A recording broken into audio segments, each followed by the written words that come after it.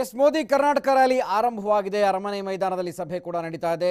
ಮಾಜಿ ಮುಖ್ಯಮಂತ್ರಿ ಯಡಿಯೂರಪ್ಪ ಮಾತನಾಡ್ತಾ ಇದ್ರು. ಮತ್ತೆ ಅರಮನೆ ಮೈದಾನದ ಈ ಒಂದು ಭವ್ಯ ಸಮಾರಂಭದ ನೇರ ಪ್ರಸಾರವನ್ನ ನೋಡೋಣ ಬನ್ನಿ. ಪ್ರಯತ್ನ ಮಾಡಬಾರದು.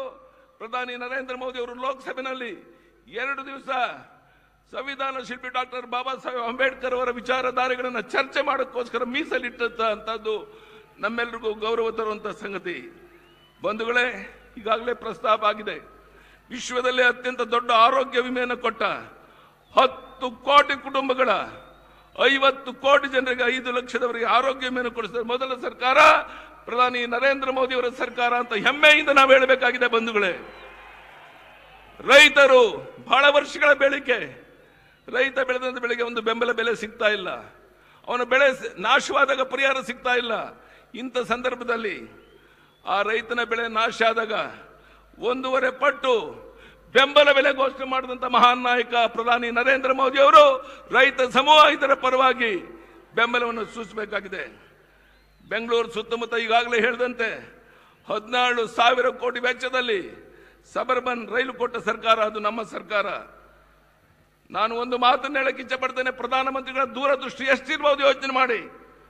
15,000 ಹೆರಿಗೆ ಮಾಡಿಸಿದ ಸೂಲಗಿತ್ತಿ ನರಸಮ್ಮ ಮತ್ತು ದೇವದಾಸಿಗಳ ಧ್ವನಿಯಾಗಿರುವಂತಹ ಸೀತವ್ವ ಜೋಡಜ್ಜಿ ಅವರಿಗೆ ರಾಷ್ಟ್ರದ ಪ್ರಶಸ್ತಿ ಪದ್ಮಶ್ರೀ ಬಂದಿರುವಂತಹದ್ದು ಈ ನಾಡಿನ ಹೆಣ್ಣು ಮಕ್ಕಳಿಗೆ ಸೇವೆಗೆ ಸಿಕ್ಕಂತ ಗೌರವ. ಇದಕ್ಕೆ ಪ್ರಧಾನಿ ನರೇಂದ್ರ ಮೋದಿ ಅವರ ಕೊಡುಗೆ. ನಾವು ಯೋಚನೆ ಮಾಡಿ ಅವರ ದೂರದೃಷ್ಟಿ ಎಷ್ಟೊಂದಿದೆ ಅನ್ನೋದನ್ನ. ರೈತರು, ಹಿಂದುಳಿದವರು, ಪರಿಶಿಷ್ಟ ವರ್ಗ, ಪರಿಶಿಷ್ಟ ಜಾತಿಯವರ ಕಲ್ಯಾಣಕ್ಕಾಗಿ ನಮ್ಮ ಅಭಿವೃದ್ಧಿಯ ಸಂಕಲ್ಪ ಇದೆ.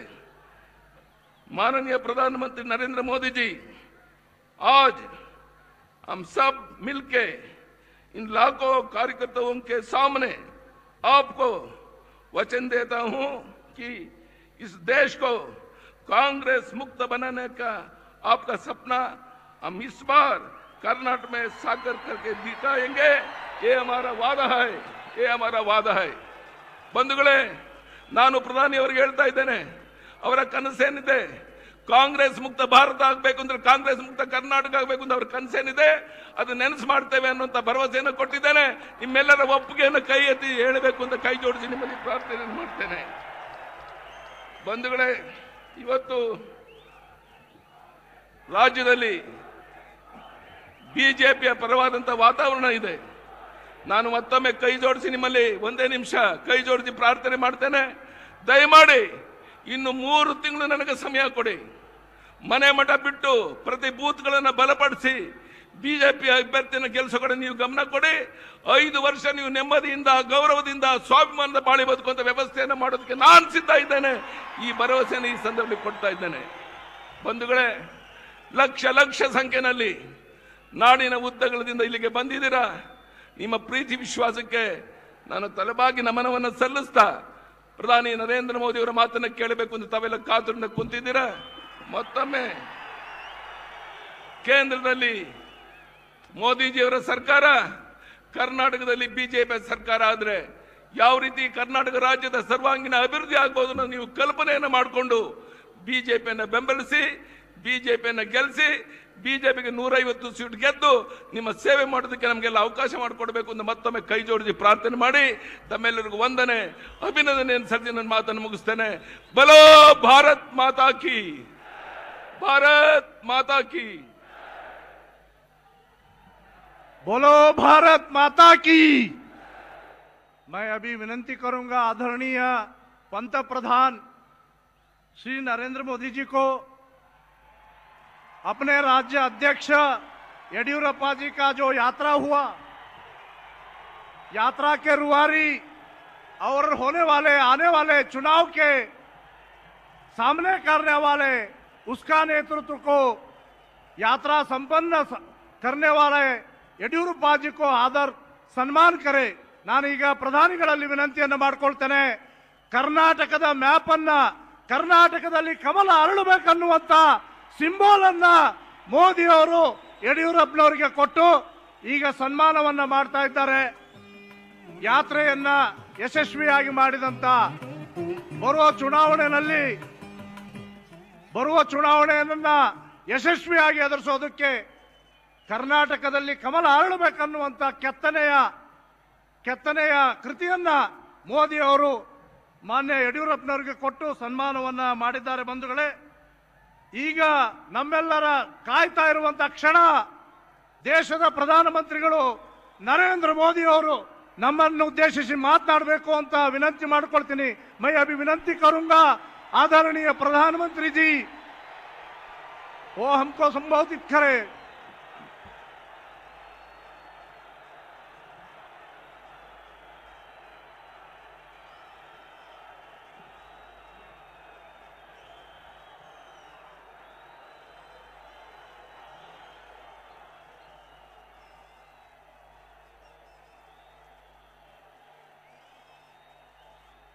भारत माता की,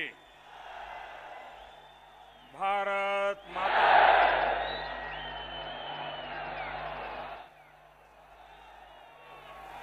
ಬೆಂಗಳೂರಿನ ಕರ್ನಾಟಕದ ನನ್ನ ಪ್ರೀತಿಯ ಬಂಧು ಭಗಿನಿಯರೇ, ನಿಮಗೆಲ್ಲ ನನ್ನ ನಮಸ್ಕಾರಗಳು.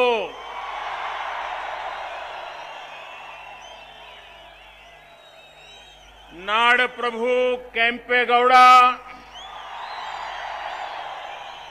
महात्मा बसवेश्वर, शरण मादार चिन्नैया, वीर रानी कित्तूर चिन्नम्मा, संगोली रायण्णा सुफीशन सिरुनाल शरीफ, सर एम विश्वेश्वरಯ್ಯ ಅವರಂತಹ ಮಹಾಪುರುಷ ನಾಡು ಕರ್ನಾಟಕ.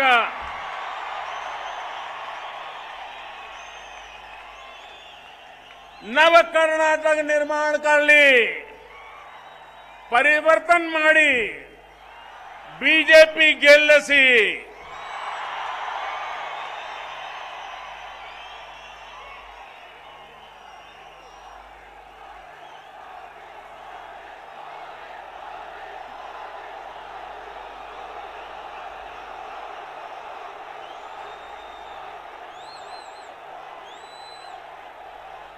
मंच पर विराजमान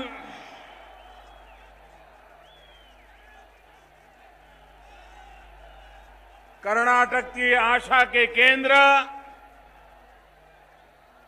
और हमारे वरिष्ठ नेता श्रीमान बीएस येदियुरप्पा जी,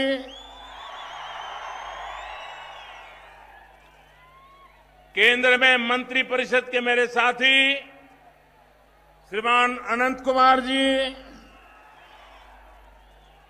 श्रीमान डीवी सदानंद गौड़ा जी,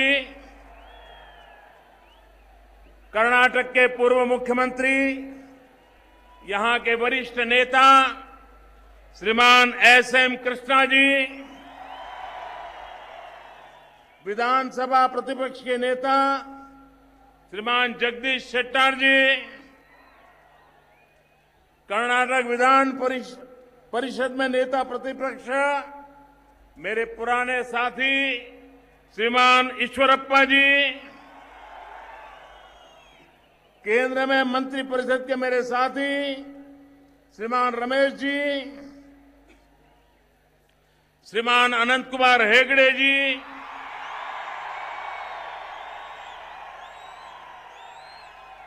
श्रीमान श्रीनिवास प्रसाद जी,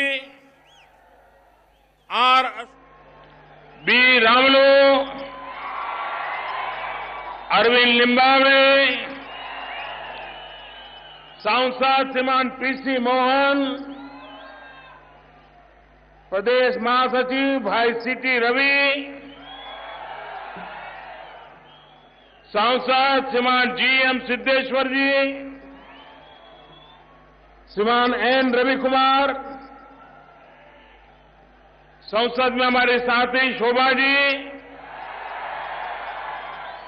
विधायक गोविंद जी, संसद के मेरे साथी प्रहलाद जोशी जी, श्रीमान सीएम उदासी जी, संसद के मेरे साथी नलिन कुमार कटील जी,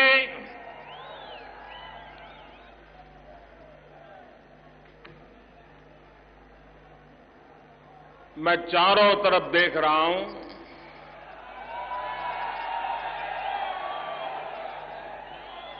मैं कर्नाटक पहले भी आया हूं,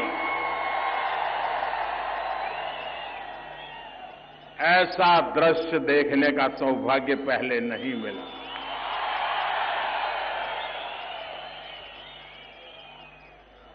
और पूरा देश देख रहा है हवा का रुख क्या है। साथियों, बेंगलुरु अपनी 480वीं वर्षगांठ और कर्नाटक की गौरवपूर्ण राजधानी होने का उत्सव मना रहा है। ये भूमि भारत का गौरव है। बेंगलुरु में, कर्नाटक में अध्यात्म की महान संस्थाएं सृजित हुई हैं, जिन्होंने देश को मार्गदर्शन किया है। आप लोगों का ये उत्साह, हर तरफ ये केसरिया लहर, ये बता रहा है कि कर्नाटक में कांग्रेस सरकार का जाने का काउंटडाउन अब शुरू हो गया है। कर्नाटक में कांग्रेस इस समय एग्जिट गेट पर खड़ी है और मैं देख रहा हूं कर्नाटक ने ठान लिया है कि कर्नाटक को कांग्रेस मुक्त करके ही रहेंगे। कांग्रेस के कल्चर से मुक्त करेंगे। समाज में, सार्वजनिक जीवन में, राजनीति में, अपने देश में कांग्रेस ने ऐसी तबाही की है, अब इस कल्चर की देश को जरूरत नहीं है। आपके आशीर्वाद से अब कर्नाटक में भारतीय जनता पार्टी की सरकार बहुत दूर नहीं है। सबका साथ, सबका विकास के सिद्धांत पर चलते हुए कर्नाटक की बीजेपी सरकार राज्य के विकास को गति देगी, राज्य को प्रगति के पथ पर ले जाएगी, राज्य को नई ऊंचाइयों पर पहुंचाएगी। कर्नाटक में 21वीं शताब्दी के हिसाब से इंफ्रास्ट्रक्चर हो, ग्लोबल बेंचमार्क वाला इंफ्रास्ट्रक्चर हो, मेट्रो, अच्छी सड़कें, रेलवे की सुविधा, शिक्षा की व्यवस्था, स्वास्थ्य की सुविधाएं, बेहतर सुविधाएं हो, इस लक्ष्य के साथ भारतीय जनता पार्टी की सरकार कर्नाटक की जनता को समर्पित होगी। भाइयों और बहनों, जिसके पास साधन होते हैं, संसाधन होते हैं, जो संपन्न होते हैं, ऐसे अमीर लोगों के लिए सुविधाएं जुटाना बहुत आसान होता है। लेकिन जो अमीर नहीं है, उसकी तो पूरी जिंदगी रोजमर्रा की चीजें जुटाने में चली जाती है। और इसलिए हमारी सरकार गरीब की, मध्यम वर्ग की जिंदगी आसान बनाने, ईज ऑफ लिविंग के लक्ष्य के साथ काम कर रही है।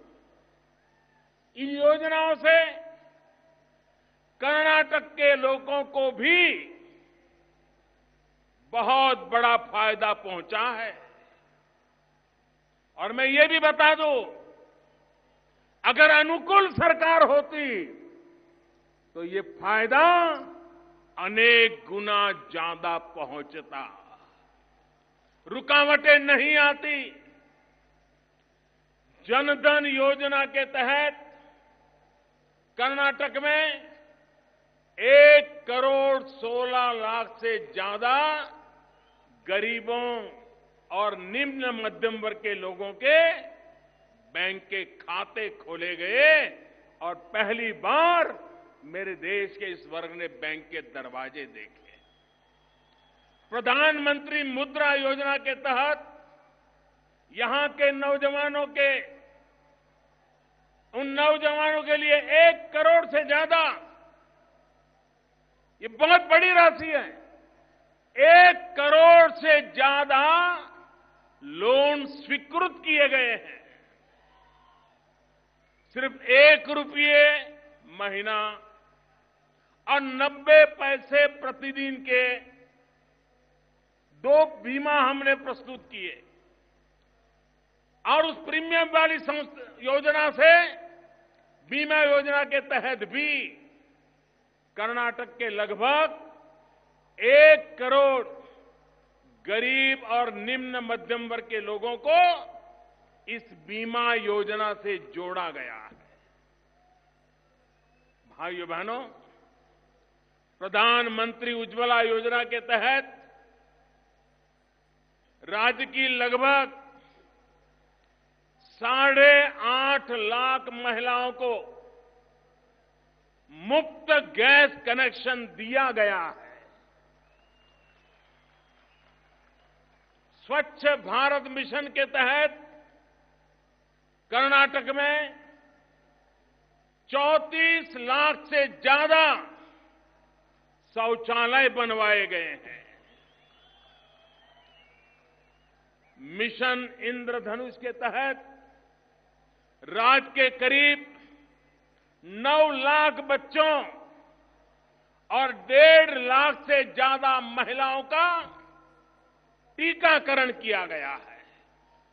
भाइयों बहनों, ये टीकाकरण सिर्फ 1 मिनट 2 मिनट का हिसाब नहीं है, ये टीकाकरण किससे उसकी पूरी जिंदगी को एक सुरक्षा देने का, स्वास्थ्य सुरक्षा देने का एक प्रामाणिक प्रयास है। कुछ महीनों पहले केंद्र सरकार ने देश के हर घर को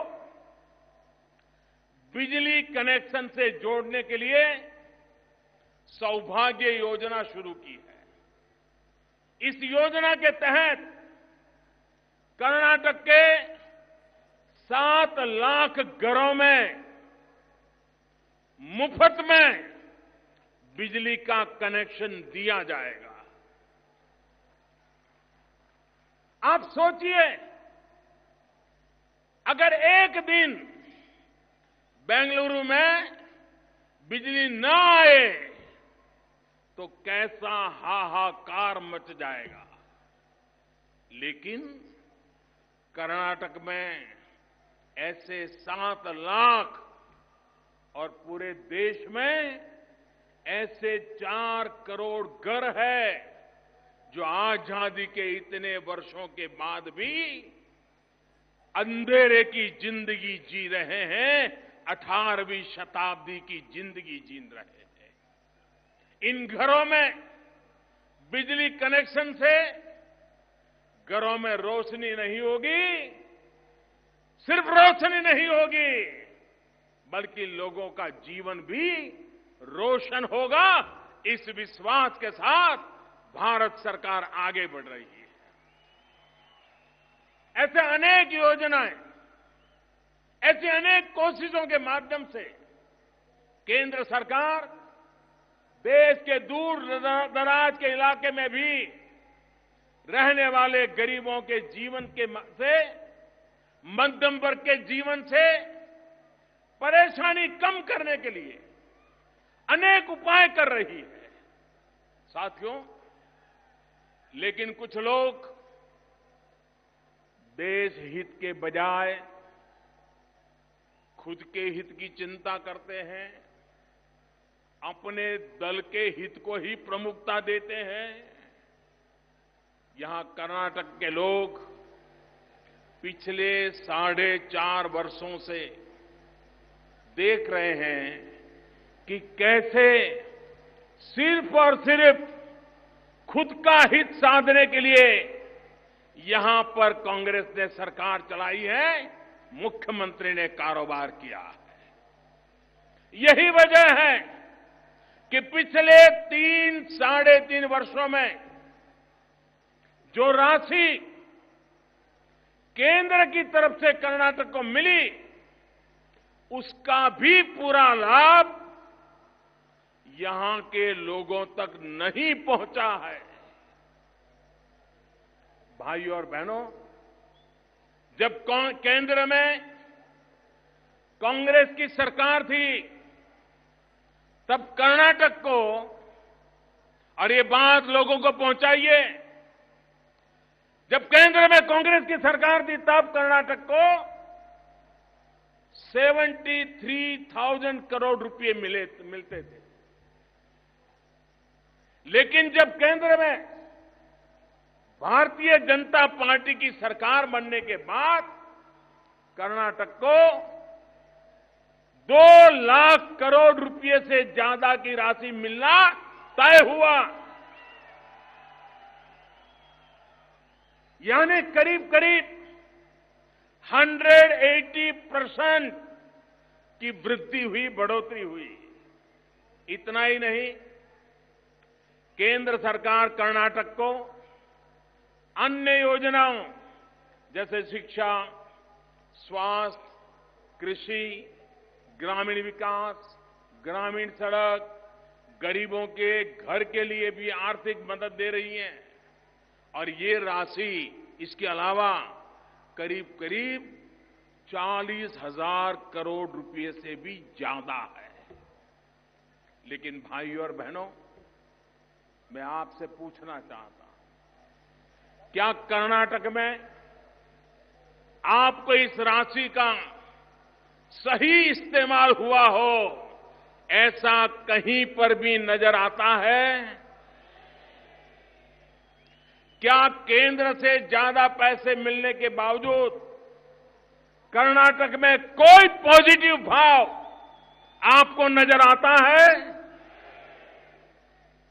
साथियों, कर्नाटक को विकास की नई ऊंचाई पर ले जाने के लिए आवश्यक है कि यहां की आवश्यकताओं को पूरा करने वाले फैसले लिए जाए और यहां के लोगों की जरूरत के हिसाब से कार्य किए जाएं। बेंगलुरु के लोगों की कही एक बड़ी परेशानी की बात करूं तो उसके समाधान की शुरुआत हाल में प्रस्तुत किए एक बजट में हो चुकी है। भाइयों और बहनों, बहुत जल्द बेंगलुरु में 17,000 करोड़ रुपयों की 17,000 करोड़ रुपए की लागत से 160 किलोमीटर लंबे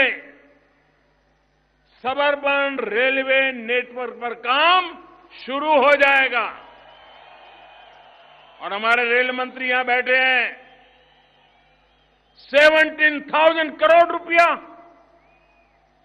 ये नए सबअर्बन नेटवर्क में 28 स्टेशनों का निर्माण किया जाएगा। इससे शहर के 15 लाख कम्यूटर्स को फायदा होगा।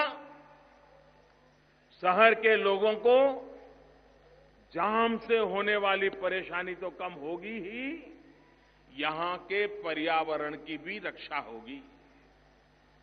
इस समय अकेले कर्नाटक में कोई भी कर्नाटकवासी भारत सरकार पर, बीजेपी सरकार पर गर्व कर सकता है। अकेले कर्नाटक में 82,000 करोड़ रुपए की लागत राशि से 44 बड़े प्रोजेक्टों पर काम चल रहा है। इनमें से 33 प्रोजेक्ट रेलवे और रोड के ही हैं सिर्फ। इंफ्रास्ट्रक्चर से जुड़े इतने ज्यादा प्रोजेक्टों पर केंद्र का ये निवेश बताता है कि हम कर्नाटक में नेक्स्ट जनरेशन इंफ्रास्ट्रक्चर को महत्व देते हैं। हमारे लिए ये प्राथमिकता की बात है। यूपीए सरकार के कार्यकाल में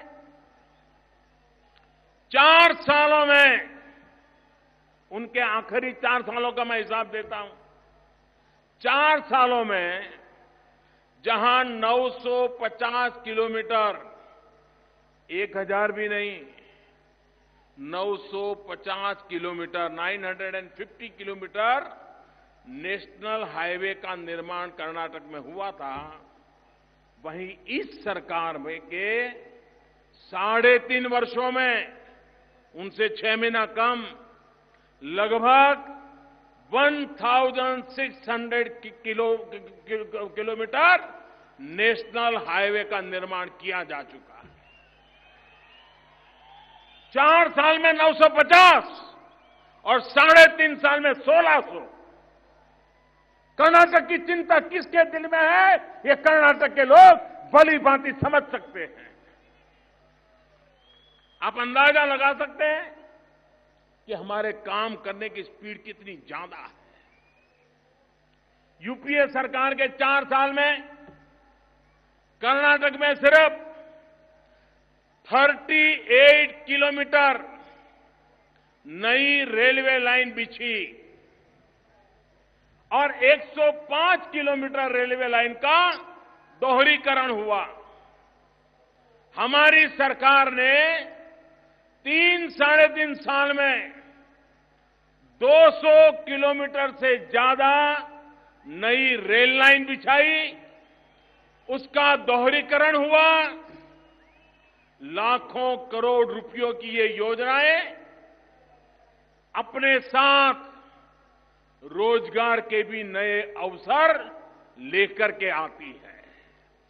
भाइयों और बहनों, नेक्स्ट जनरेशन इंफ्रास्ट्रक्चर का विकास पूरे देश के ट्रांसपोर्ट सेक्टर को एक बहुत बड़ी मजबूती देगा और इसलिए इस वर्ष के बजट में इंफ्रास्ट्रक्चर के विकास पर किए जाने वाले खर्च में लगभग 1 लाख करोड़ रुपए की बढ़ोतरी की गई है। सरकार ने इस वर्ष देश भर में 9000 किलोमीटर से ज्यादा नेशनल हाईवे बनाने का लक्ष्य रखा है। भारतमाला परियोजना के तहत 5,35,000 करोड़ रुपयों की लागत राशि से 35,000 किलोमीटर सड़कों का निर्माण किया जाएगा। सरकार देश के 600 बड़े रेलवे स्टेशनों के आधुनिकीकरण कर ही काम हाथ में ले रही है। इसके अलावा उड़ान योजना के तहत 56 नए एयरपोर्ट और 31 हेलीपैड का काम भी शुरू किया जाएगा। और मेरा एक सपना है, हवाई चप्पल पहनने वाला भी हवाई सफर कर सके, इतनी सस्ती हवाई सफर बने। भाइयों और बहनों, हमारी सरकार रिफॉर्म, परफॉर्म और ट्रांसफॉर्म उस नीति पर चलते हुए काम कर रही है। हम छोटी छोटी मुश्किलों को पकड़कर उन्हें सुलझाते हैं। व्यवस्था में, अपनी नीतियों में, काम करने की गति में, प्रायोरिटी में हम परिवर्तन लाते हैं। आप लोगों को पता है कि पहले की सरकारों में देश के किसानों को किस तरह यूरिया के लिए लाठियां खानी पड़ती थी, रात रात जागना पड़ता था। किसान को फसलों की बीमा कराने के लिए ज्यादा प्रीमियम देना पड़ता था। अपनी फसल बेचने के लिए यहां वहां दौड़ना पड़ता था। कितनी ही परेशानियां थी किसान की जिंदगी में। हमारी सरकार ने एक एक परेशानी को दूर करने के लिए संवेदनशीलता के साथ किसानों की जरूरत के मुताबिक कदम उठाए। किसानों को संकट से बचाने के लिए हमने प्रधानमंत्री फसल बीमा योजना शुरू की। अधूरी सिंचाई परियोजनाओं को पूरा करने के लिए प्रधानमंत्री सिंचाई योजना शुरू की। अब आप देखिए, एक तरफ भारत सरकार प्रधानमंत्री सिंचाई योजना में अरबों रुपया खर्च करती हो, और जैसा अभी येदियुरप्पा जी ने कहा कि वो मुख्यमंत्री बनने के बाद 1 लाख करोड़ रुपया कृषि सिंचाई के लिए देंगे।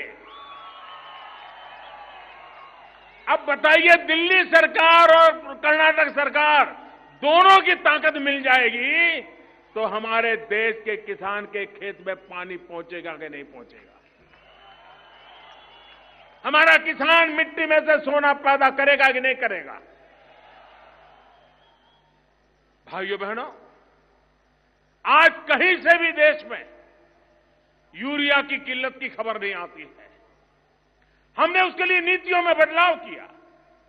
यूरिया की 100% निम कोटिंग की, और ये डिपार्टमेंट इसी शहर का संतान हमारा आनंद कुमार संभालता है। किसानों को 11 करोड़ सॉइल हेल्थ कार्ड बांटे। ऐसे अनेक कार्यों की वजह से देश का किसान और सशक्त हुआ है, और उसी का नतीजा है कि देश में अनाज और फल सब्जियों का रिकॉर्ड उत्पादन हुआ है। इस बजट में सरकार द्वारा किसानों को उनकी फसल की सही कीमत से एक बहुत बड़ा अहम फैसला हमने लिया है, और उसके दूरगामी परिणाम किसानों की भलाई के लिए होने वाले हैं। सरकार ने तय किया है कि विभिन्न कृषि उत्पादों पर किसानों को जो लागत मूल्य होता है, जो इन्वेस्टमेंट कॉस्ट होती है, उसका 1.5 गुना, कम से कम 1.5 गुना राशि एमएसपी के रूप में दी जाएगी। भाइयों, ये बहुत बड़ा ऐतिहासिक निर्णय है,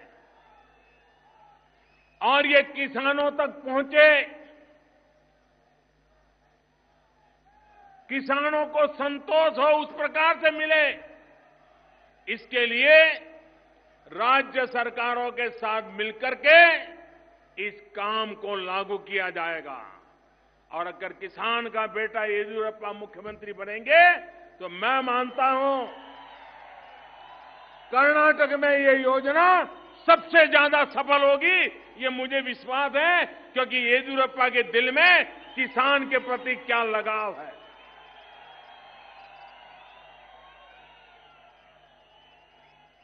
सरकार का न्यूनतम समर्थन मूल्य यानी कि एमएसपी का पूरा लाभ किसानों को मिले, इसके लिए भी केंद्र सरकार दिन रात काम कर रही है। किसानों को फसल की उचित कीमत दिलाने के लिए ग्रामीण रिटेल एग्रीकल्चर मार्केट विकसित करने की योजना भी बनाई गई है। देश में 22,000 से ज्यादा ग्रामीण हाटों के विकास और 580 से ज्यादा बड़ी कृषि मंडियों के ऑनलाइन जुड़ने से किसानों को फसल बेचने में आसानी होगी और उन्हें फसल की सही कीमत भी मिलेगी। फल और सब्जियां पैदा करने वाले किसान भी हमारे लिए